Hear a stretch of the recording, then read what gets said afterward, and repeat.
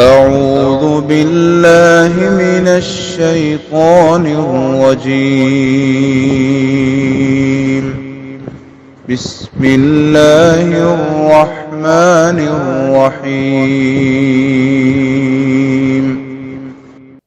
السلام علیکم ورحمۃ اللہ وبرکاتہ۔ سورۃ الشعراء آیت نمبر 69 سے 89۔ ان الحمد للہ والصلاة والسلام علی رسول اللہ اما بعد۔ اعوذ باللہ السمیع العلیم من الشیطان الرجیم من ہمزہ ونفخہ ونفثہ۔ واتل علیہم نبأ ابراہیم اذ قال لأبیہ وقومہ ما تعبدون قالوا نعبد أصناما فنظل لها عاكفين قال هل يسمعونكم إذ تدعون أو ينفعونكم أو يضرون قالوا بل وجدنا آباءنا كذلك يفعلون قال أفرأيتم ما كنتم تعبدون أنتم وآباؤكم الأقدمون فإنهم عدو لي إلا رب العالمين الذي خلقني فهو يهدين والذي هو يطعمني ويسقين وإذا مرضت فهو يشفين والذي يميتني ثم يحيين والذي أطمع أن يغفر لي خطيئتي يوم الدين رب هب لي حكما وألحقني بالصالحين واجعل لي لسان صدق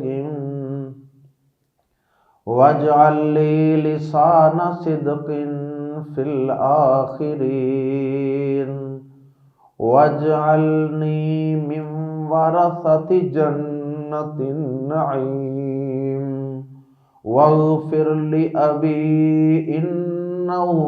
كان من الضالين ولا تخزني يوم يبعثون يوم لا ينفع مال ولا بنون إلا من أتى الله بقلب سلیم۔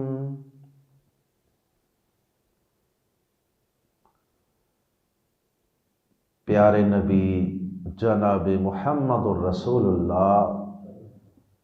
صلی اللہ علیہ وسلم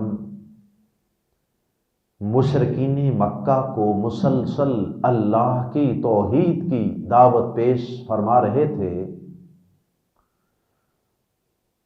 اور انہیں بتوں کی پرستش اور پوجا سے روک رہے تھے۔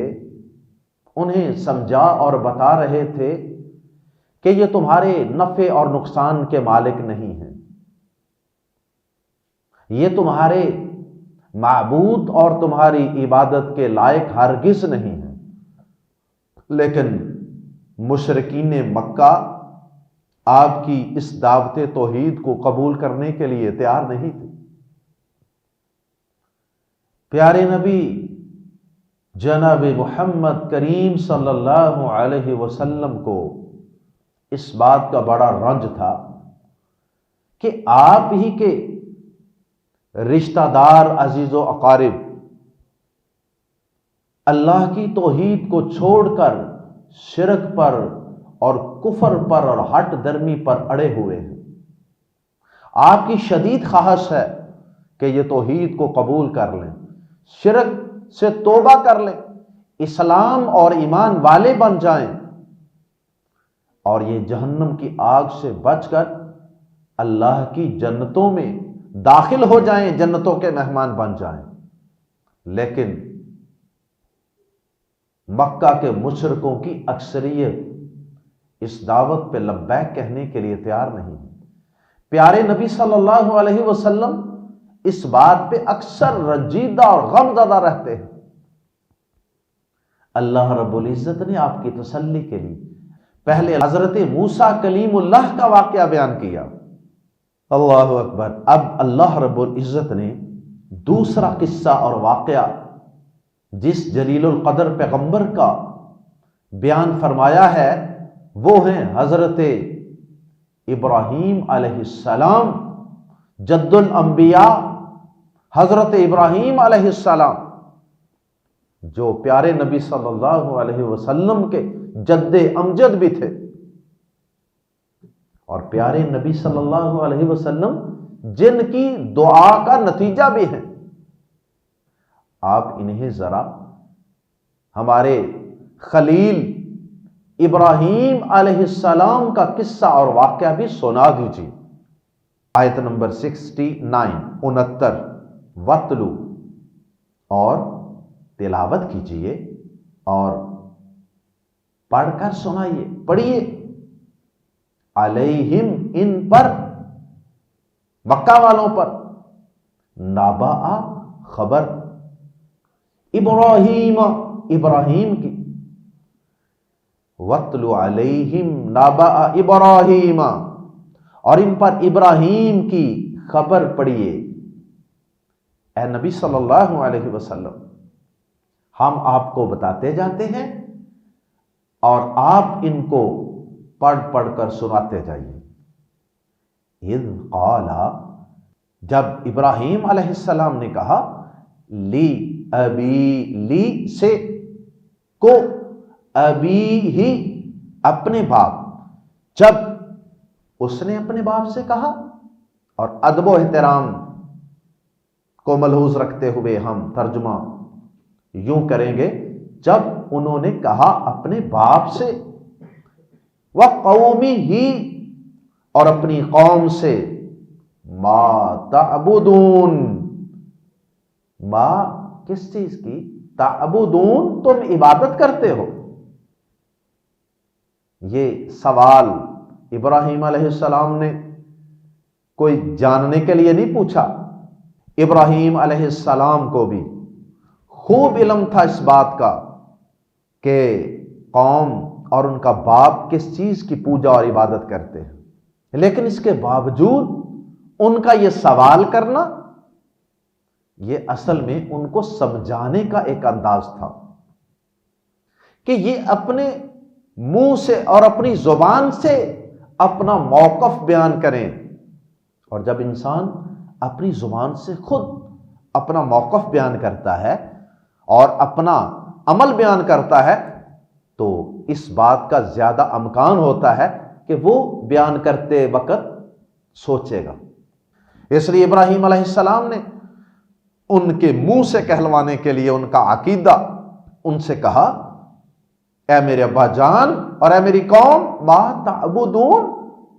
تم کس کی عبادت کرتے ہو؟ کبھی تم نے سوچا، کبھی غور کیا اپنے عمل پہ اور اپنی عبادت پہ؟ قالو، انہوں نے کہا، نعبدو، ہم عبادت کرتے ہیں۔ آگے سے ان کو کوئی شرم نہیں آئی، کوئی آر محسوس نہیں کی، انہوں نے آگے سے کیا کہا، بڑی ڈٹائی سے اور بڑے فخر سے، قالو، انہوں نے کہا، نعبدو، ہم عبادت کرتے ہیں، اصناما، اصنامن، صنم ان کی جمع ہے، آئیڈلز، بت، اور یہاں اسنامن پر جو تنوین ہے وہ تعظیم کے لیے، عظمت بیان کرنے کے لیے، اسنامن بڑے عظیم بتوں کی، نعبد اسنامن ہم بڑے عظیم بتوں کی عبادت کرتے ہیں۔ فنزلو، فا پس، نزلو، زلہ یا زلو کا معنی جس طرح باتا کا لفظ آتا ہے نا عربی زبان میں، باتا یا بیتو کا معنی ہوتا ہے رات گزارنا، اسی طرح زلہ یا زلو کا معنی ہوتا ہے دن گزارنا۔ اور ایک اس کا معنی زلہ اور باتا، ان کا ایک معنی کسی کام میں لگا رہنا بھی ہوتا ہے۔ تو یہاں پہ لگے رہنا، بنے رہنا کے معنی میں ہے۔ فا تو پس، نزلو ہم بنے رہتے ہیں، لہا ہا کی ضمیر لوٹ رہی ہے اسنام کی طرف، لہا انہی کے، عاکفین، عاکف سے عاکفین، عاکف سے ہی اعتکاف ہے۔ عاکف کا معنی ہوتا ہے جو کسی جگہ جم کر بیٹھا رہے، جیسے اعتکاف ہوتا ہے۔ فنزلو لہا عاکفین، تو ہم انہی کے مجاور بنے رہتے ہیں۔ مجاور کا معنی بھی ہوتا ہے جو کسی چیز پر جم کر بیٹھا رہے، وہ چاہے کوئی بت ہو، کوئی ڈیری ہو، کوئی قبر ہو، کوئی حجر ہو، کوئی شجر ہو، جس کے اوپر آپ عبادت کی نیت سے جم کر بیٹھے رہیں۔ ریمین ٹو دیم ڈیووٹیڈ، ان کے لیے وقف ہو کر بیٹھے رہنا۔ ابراہیم علیہ السلام نے مکالمہ جاری رکھتے ہوئے ان کو سمجھانے کے لیے کہا، قالا کہا، حل کیا، یسمعون وہ سنتے ہیں کون تمہیں، عبادت کے لیے جو صحیح معبود ہے اس کی عبادت کرنے کے لیے کیا کیا اوصاف ہونے چاہیے۔ ابراہیم علیہ السلام نے ان سارے اوصاف کو مد نظر رکھتے ہوئے سوال کیا، حل یسمعون کیا وہ سنتے ہیں کم تمہیں، اذ جب تدعون تم پکارتے ہو۔ عبادت کا ایک بنیادی حصہ پکارنا ہوتا ہے، مشکل میں دعا کے لیے پکار، او یا ینفعون وہ فائدہ دیتے ہیں، کوئی بینیفٹ، کوئی نفع، کم تمہیں، او یا یضرون وہ نقصان پہنچاتے ہیں، ضرر، نقصان، یا تمہیں فائدہ دیتے ہیں یا نقصان پہنچاتے ہیں۔ تین باتیں سچے معبود میں یہ تینوں صاف ہونے چاہیے نا، کہ وہ پکار کو، ہر ایک کی پکار کو، ہر جگہ سے، قریب سے، دور سے، ہر وقت پکار کو سنے بھی، اور پھر اس کے مطابق، پکار کے مطابق نفع نقصان بھی دینے پر قادر ہو، وہ نفع پہنچائے، کسی کو نفع، کسی کو نقصان، کسی کو نقصان سے بچائے۔ تینوں چیزیں پوچھیں، بے دلیل ہو کر، بے بس ہو کر، دلیل تو ہے کوئی نہیں تھی، اور سب بے وقوف اور مشرک ہمیشہ سے ہر پیغمبر کے دور میں یہی انداز اختیار کرتے رہے ہیں کہ جب ان سے کوئی لاجیکلی، کوئی عقلی طور پہ کوئی جواب نہیں بن پڑتا تو وہ کیا کہتے ہیں، قالو انہوں نے کہا، بل وجدنا بلکہ ہم نے پایا ہے، آباءنا اپنے باپ دادا کو، فور فادرز کو، کذالک اسی طرح، یفعلون وہ کیا کرتے تھے، بڑوں کی تقلید، اپنے سینئرز کی تقلید، اپنے باپ دادا کی تقلید، اپنی فیملی کی تقلید، اپنی سوسائٹی کی تقلید، اپنے معاشرے کی تقلید۔ یہ جب تک انسان کے دماغ سے یہ بیماری نہیں نکلتی اتنی دیر تک اس کا دل و دماغ غور و فکر کے لیے تیار نہیں ہوتے۔ اس کا مطلب یہ ہے کہ وہ بالکل جامد ہیں، ان کی سوچ، وہ زنگ لگا ہوا ہے دلوں کو، سوچنے کے لیے، غور و فکر کے لیے وہ تیار ہی نہیں ہے کہ ہم صحیح رستے پر ہیں یا غلط پہ۔ قال، اس نے کہا، یعنی ابراہیم علیہ السلام نے کہا، آفا، کیا، فا تو اردو میں ان کو آگے پیچھے کریں گے، فا کا ترجمہ پہلے، کا بعد، آفا تو کیا، رأیتم تم نے دیکھا، تم نے دیکھا سے مراد کیا تم نے غور کیا، ما کنتم جن کی تم تعبدون عبادت کرتے ہو، یا جن کو تم پوجتے رہے، کنتم کی وجہ سے تعبدون جو ہے یہ پاسٹ کنٹینیوس بن گیا، کانا کے بعد فعل مضارع آئے تو وہ پاسٹ کنٹینیوس، ماضی استمراری، افرأیتم ما کنتم تعبدون، تو کیا تم نے دیکھا کہ جن کو تم پوجتے رہے ہو اب تک، انتم تم بھی، و آباؤکم الاقدمون اور تمہارے پہلے باپ دادا۔ تو ابراہیم علیہ السلام انہیں یہ جھنجھوڑ کر بات سمجھا رہے ہیں کہ کیا تم نے کبھی اس بات پہ غور نہیں کیا کہ جنہیں تم اور تمہارے پہلے باپ دادا پوج رہے ہیں، یہ ان کو پوجنا یہ کوئی دلیل نہیں ہے، اس لیے کہ اگر صرف یہی دلیل کافی ہوتی تو پھر میں ان کا دشمن نہ ہوتا، جبکہ صورتحال یہ ہے فَإِنَّهُمْ تو بلا شبہ وہ عدوٌ دشمن ہے لی میرے، تو وہ میرے دشمن ہیں، یعنی میں ان کا مخالف ہوں، وہ میرے دشمن ہے کا مطلب کہ میں ان کا دشمن، میں تو ان کو معبود نہیں مانتا، تم اور تمہارے باپ دادا چاہے صدیوں سے ان کو پوجتے رہے ہو، یہ ان کا پوجنا، تمہارے باپ دادا کا پوجنا کوئی دلیل نہیں، اللہ سوائے رب العالمین، سوائے رب العالمین کے، اگر تم یا تمہارے باپ دادا میں سے کسی نے ان بتوں کے ساتھ ساتھ رب العالمین کی بھی عبادت کی ہو، کسی ایک نے یا کبھی تھوڑی دیر کے لیے، تو وہ رب العالمین میرا دشمن نہیں ہے، اس لیے رب العالمین کو نکال دیا کہ جو تمہاری صدیوں پر محیط تمہاری اور تمہارے باپ دادا کی تاریخ ہے نا، اللہ کو چھوڑ کر ان بے وقت چیزوں کو، بے بس چیزوں کو پوجنے کی، تو میں تو ان کو اپنا دشمن مانتا ہوں۔ اور آگے پھر رب العالمین کا کچھ تعارف کروایا، تمام جہانوں کے رب کا تعارف، جو سچا معبود ہے اس کی کچھ کوالٹیز، اوصاف بیان فرمائے کہ آؤ اگر پکارنا ہے صحیح معنوں میں تو آؤ میں تمہیں بتاؤں کہ صحیح معنوں میں معبود کون ہوا کرتا ہے، الذی جس نے خلق پیدا کیا، نی مجھے،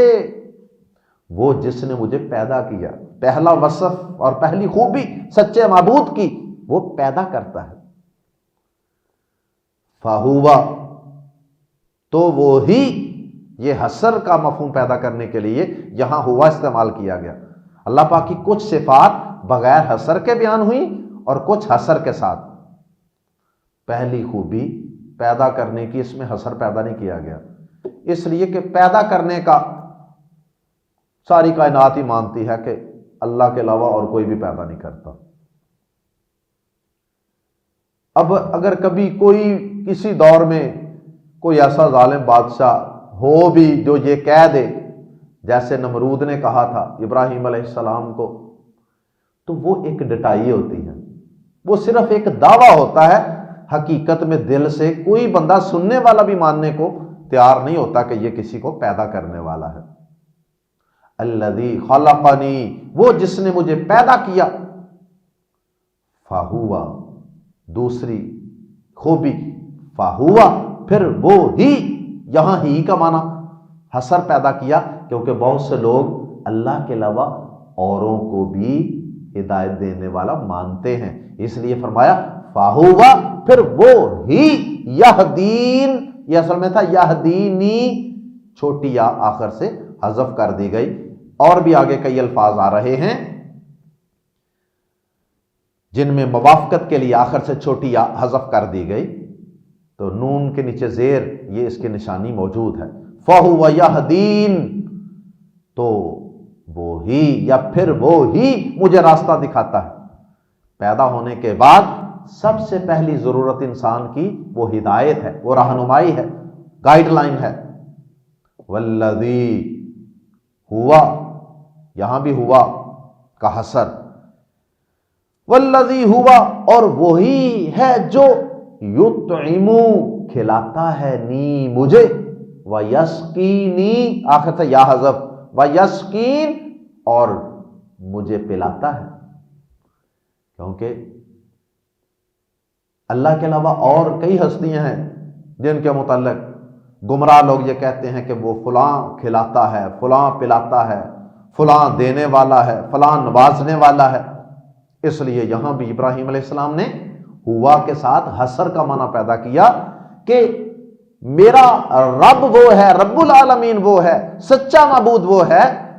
جو پیدا بھی کرتا ہے مجھے ہدایت بھی دیتا ہے، اور وہی ہے جو مجھے کھلاتا ہے اور مجھے پلاتا ہے، جس کے علاوہ کوئی نہ پیدا کرنے والا، نہ ہدایت دینے والا، نہ کھلانے اور پلانے والا۔ وَإِذَا مَرِضْتُ، اور جب میں بیمار ہوتا ہوں، فَهُوَ، تو وہ ہی، یہاں بھی ہی کا معنی پیدا کیا ہوا کے ذریعے، فَهُوَ، تو وہ ہی، یشفین، یہاں بھی یا حذف، مجھے شفا دیتا ہے۔ مشہور و معروف آیات ہیں یہ، وَإِذَا مَرِضْتُ فَهُوَ یشفین، اور جب میں بیمار ہوتا ہوں تو وہ ہی مجھے شفا دیتا ہے۔ ہی کا لفظ یہاں بھی اس لیے کہ بہت سے گمراہ لوگ یہ سمجھتے ہیں کہ اللہ کے علاوہ اور بھی ہستیاں شفا دینے والی ہیں۔ ابراہیم علیہ السلام توحید سکھانے والے، وہ فرما رہے ہیں نبیوں کے باپ کہ جب میں بیمار ہوتا ہوں تو صرف وہی رب العالمین ہی مجھے شفا دیتا ہے، اور کوئی شفا دینے والا نہیں ہے۔ اور یہاں ابراہیم علیہ السلام نے ایک ادب کا بھی لحاظ رکھا کہ بیماری کی نسبت اپنی طرف کی ہے، اور جب میں بیمار ہوتا ہوں، یہ نہیں کہا کہ جب وہ بیمار کرتا ہے، حالانکہ بیماری اور صحت،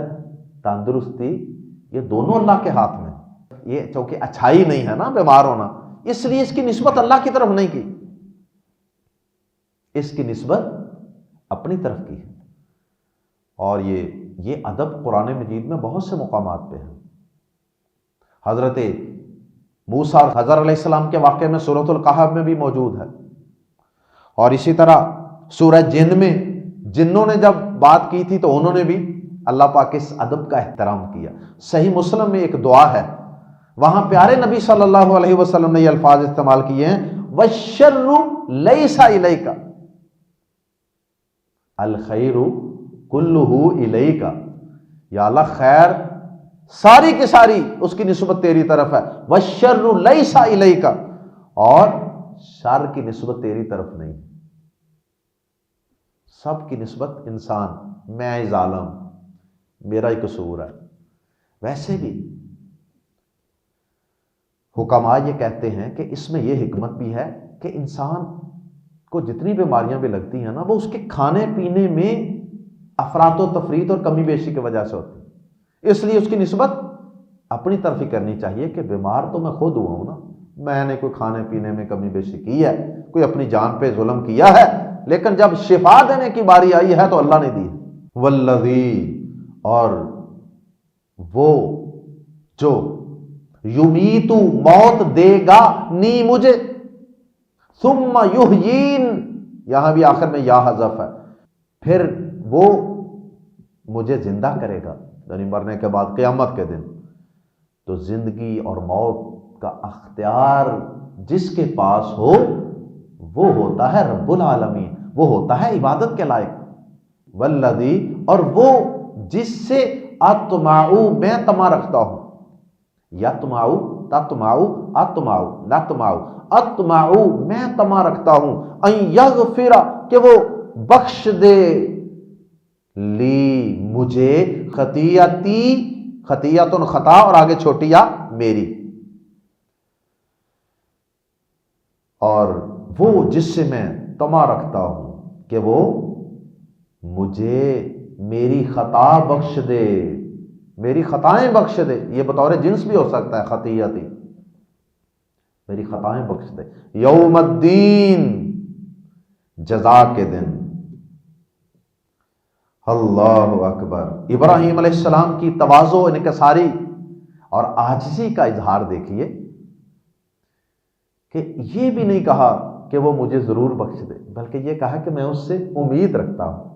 میں اتنا کمزور ہوں کہ میں اسے کہہ بھی نہیں سکتا، بلکہ میں یہ اس سے امید رکھتا ہوں کہ وہ ایسا کر دے گا نا۔ یہ اس کے جلال اور اس کی بے پرواہی کو مد نظر رکھتے ہوئے اپنی امید کا اظہار کیا، اور پھر یہ بھی عاجزی ہی ہے کہ ابراہیم علیہ السلام کوئی گناہ گار تو نہیں تھے، لیکن اس کے باوجود یہ بھی عاجزی ہے کہ یا اللہ پھر بھی میرے سے کوئی کمی کوتاہی ہو جائے تو یا اللہ اس کو معاف کر دینا، میں اس بات کی امید رکھتا ہوں، چونکہ میں توحید والا ہوں، میں واحد بندہ ہوں اللہ کا، تو میں یہ امید رکھ سکتا ہوں کہ میرا عقیدہ صحیح ہے، توحید والا ہے، تو میرا رب اگر کوئی چھوٹی موٹی لغزش خطا مجھ سے ہو جائے تو وہ شہنشاہ مجھے معاف فرما دے گا قیامت کے دن۔ اور اس کے بعد پھر اللہ پاک کی تعریفیں اور اس کی صفات ساری بیان کرنے کے بعد ابراہیم علیہ السلام نے اللہ پاک سے کچھ دعائیں کی، اور یہ دعا کا ادب بھی ہے، دعا کا ادب بھی یہی ہے کہ پہلے اللہ پاک کی تعریف بیان کی جائے، حمد و ثنا، اس کی تعریفیں، پھر اللہ سے کچھ مانگا جائے۔ ابراہیم علیہ السلام اللہ کا تعارف کروا کے توحید بھی بیان کر رہے ہیں، اور دعاؤں سے پہلے اس کو بطور تمہید بھی بیان کر رہے ہیں۔ سورۃ الفاتحہ میں بھی دیکھ لیجیے، پہلے اللہ پاک کی تعریفیں ہیں، بعد میں اللہ پاک سے دعائیں سکھائی گئی ہیں۔ ابراہیم علیہ السلام کی دعائیں، ربی، اے میرے رب، حب کا معنی عطا فرما، لی مجھے، حکمن، حکمن کا معنی ہے فیصلہ، گرانٹ بھی اتھارٹی، یعنی اس کا مطلب یہ ہے کہ اتھارٹی، جو فیصلہ کرنا ہے نا، اس کے لیے جو جو چیزیں ریکوائرڈ ہیں وہ مجھے عطا فرما۔ وہ کیا کیا ہے؟ ایک تو مجھے اپنے دین کا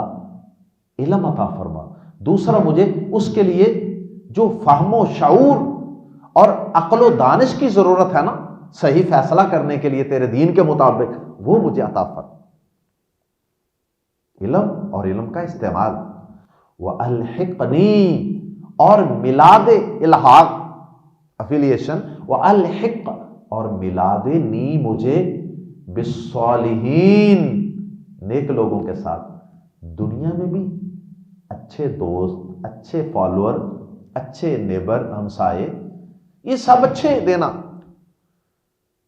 اور آخرت کے دن بھی یا اللہ جب تو اپنی جنت عطا فرمائے اپنے فضل سے، تو وہاں بھی جو بڑے بڑے صلحاء، انبیاء، صالحین ہیں نا، یا اللہ ان کے ساتھ جنت میں ملا دینا، یعنی ایک تو جنت عطا فرما دینا، تبھی ان سے ملاقات ہوگی نا، اور دوسرا پھر جنت میں وہ مقام اور مرتبہ بھی عطا فرما دینا جو تو نے اپنے صالح بندوں کو عطا فرمایا۔ اللہ اکبر، اللہم اجعلنا منہم۔ حضرت یوسف علیہ السلام کی دعا بھی ہے سورہ یوسف میں، آیت 101 میں، توفنی مسلما والحقنی بالصالحین۔ دیکھیں بادشاہ ہو کے وہ بھی کیا دعا کر رہے ہیں، توفنی مسلما، اللہ مسلمانی فرما برداری کی حالت میں موت عطا فرمانا، والحقنی بالصالحین، اور یا اللہ مجھے صالحین کے ساتھ ملا دے۔ ہمارے پیارے نبی صلی اللہ علیہ وسلم نے بھی اللہ پاک سے آخری وقت یہی دعا کی تھی 3 دفعہ، صحیح بخاری میں حدیث، اللہم فی الرفیق الاعلی، اے اللہ سب سے بلند رفیقوں میں شامل فرما دے، سب سے اعلیٰ اچھے رفیقوں کے ساتھ ملا دے۔ اس کے بعد اگلی دعا ابراہیم علیہ السلام کی، وجعل، اور رکھ دے، بنا دے، لی میرے لیے، لسانا،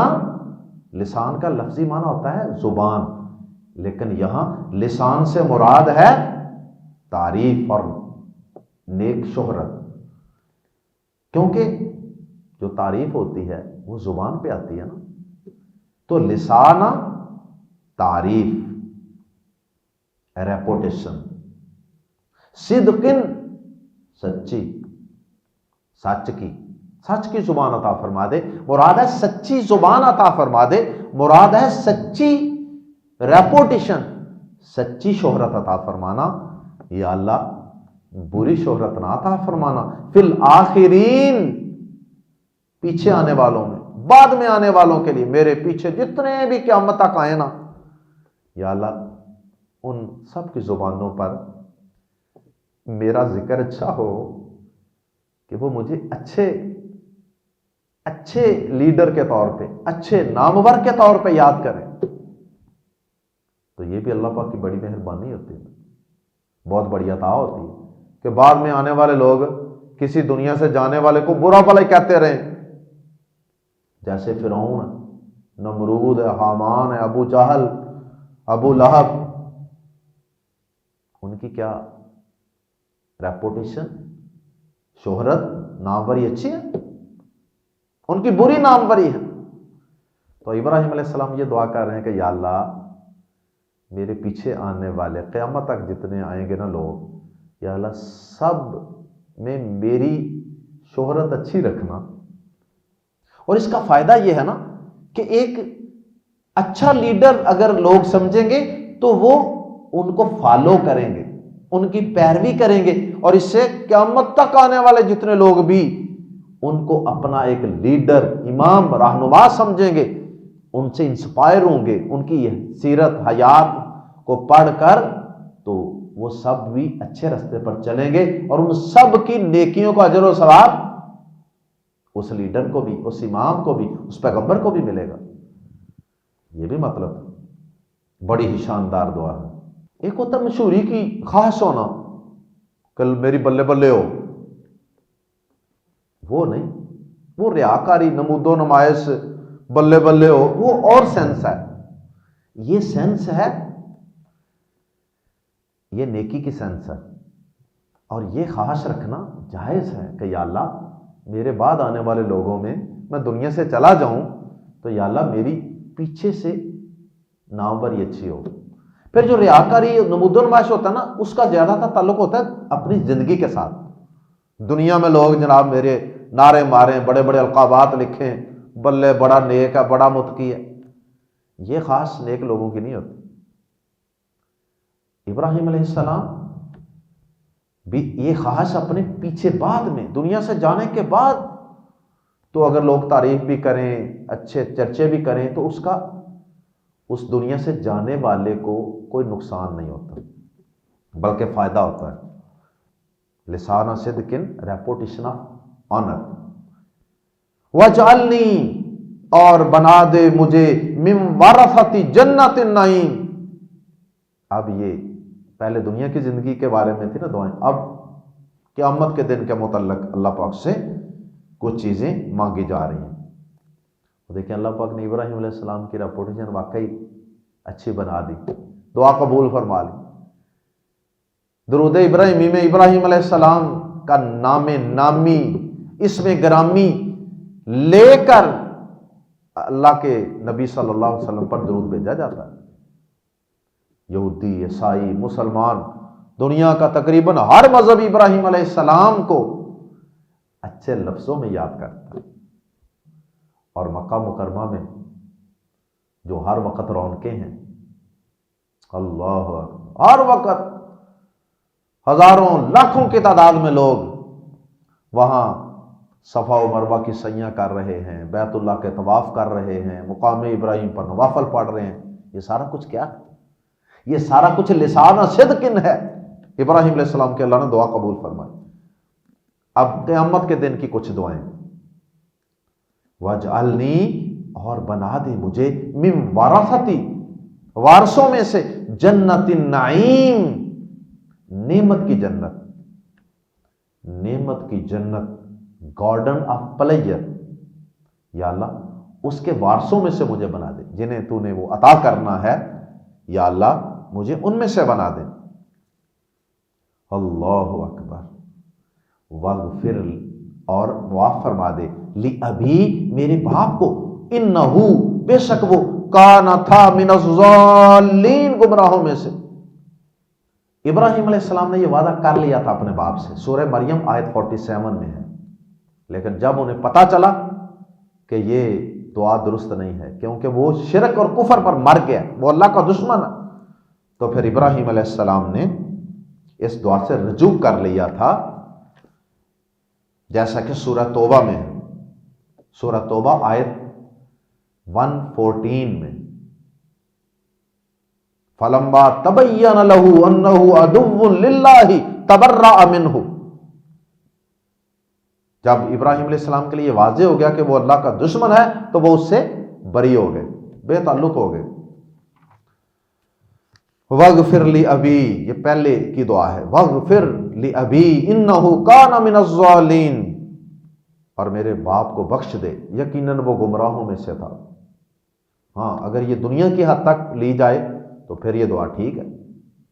کافر مشرک کے لیے بھی یہ دعا تو کی جا سکتے ہیں، یا اللہ اسے ہدایت دے کر معاف فرما دے، اس سینس میں ٹھیک ہے۔ اگر یہ آخرت کے متعلق ہے تو پھر یہ سمجھے کہ اس سے ابراہیم علیہ السلام نے رجوع کر لیا تھا، یہ پہلے کی دعا ہے اس وعدے کو پورا کرنے کے لیے۔ وَلَا تُخْزِنِي، اور رسوا نہ کرنا مجھے، یوم یبعثون، جس دن لوگ اٹھائے جائیں گے قیامت کے دن، یا اللہ مجھے رسوا نہ کرنا۔ اللہ اکبر۔ صحیح بخاری احادیث الانبیاء میں یہ حدیث ہے کہ ابراہیم علیہ السلام کہیں گے قیامت کے دن کہ یا اللہ میرے باپ کو آج تو اگر جہنم کی آگ میں جلائے گا تو یہ تو میری انسلٹ ہوگی نا، یا اللہ تو نے میرے سے وعدہ کیا تھا کہ تجھے رسوا نہیں کروں گا۔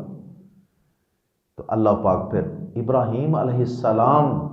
کے باپ کو بجو بنا کر جہنم کی آگ میں پھینکیں گے تاکہ مشرک کو شرک کی معافی نہیں ملے گی، اس قانون کو بھی قائم رکھا جائے اور ابراہیم علیہ السلام کو رسوائی سے بھی بچا لیا جائے جو اللہ نے ان سے وعدہ کیا تھا۔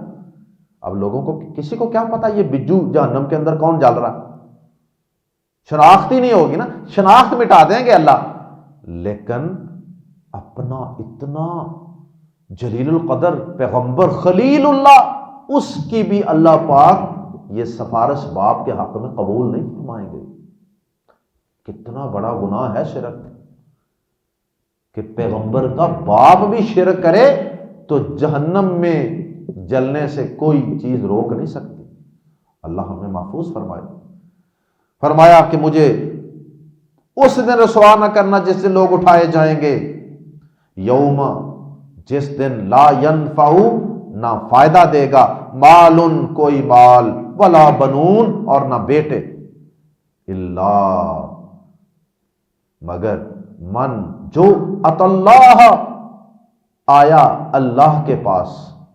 بھی ساتھ، قلب سلیم، سلامتی والا دل لے کر۔ تو جو قلب سلیم لے کر آئے گا، فرما برداری والا دل لے کر آئے گا، پاک صاف دل لے کر آئے گا، سلامتی والا دل لے کر آئے گا، ساؤنڈ ہارٹ لے کر آئے گا، ہاں اسے اس کا مال یا اس کے بیٹے کام دے سکتے ہیں۔ تو جس کا اپنا عقیدہ ٹھیک نہیں، دل ٹھیک نہیں، دل بیمار ہے، دل میں کفر و شرک ہے، منافقت ہے، بغض ہے، حسد ہے، تو اس شخص کو اس کا مال اور بیٹے شیٹے، عہدہ، یہ چیزیں کوئی فائدہ نہیں دے گی۔ پہلے اپنا دل صاف کرنا ہے، اپنا دل کفر سے، شرک سے، بغض سے، حسد سے، جھوٹ سے، بیماریاں، ان سب نفاق سے پاک کرنا ہے۔ اللہ اکبر۔ اللہ ہم سب کو زندہ رکھے تو توحید پر، موت دے تو اللہ ہم سب کو اپنی توحید پر موت دے۔ اللہ ہمیں ان انبیاء کرام کی دعاؤں کو یاد کرنے کی اور ان کو پڑھنے کی توفیق عطا فرمائے۔ اللہ انبیاء کرام کی یہ ساری دعائیں اللہ ہمارے حق میں بھی، ہم گناہگار امتیوں کے حق میں بھی قبول فرما لے۔ اللہ ہمیں اپنے دلوں کی اصلاح کرنے کی توفیق عطا فرما دے۔ اللہ ہمیں بھی انبیاء کرام جیسا مشن اور جذبہ اختیار کرنے کی توفیق عطا فرما دے کہ جس سے ہم بھی اپنے معاشرے میں، اپنے رشتہ داروں میں، عزیز و اقارب میں اسی طرح توحید کی دعوت پیش کریں، لوگوں کو شرک سے روکنے کی کوشش کریں۔ اللہ ہم سب کو عمل کی توفیق عطا فرمائے۔ سبحانک اللہم و بحمدک، اشہد ان لا الہ الا انت، استغفرک و اتوب الیک۔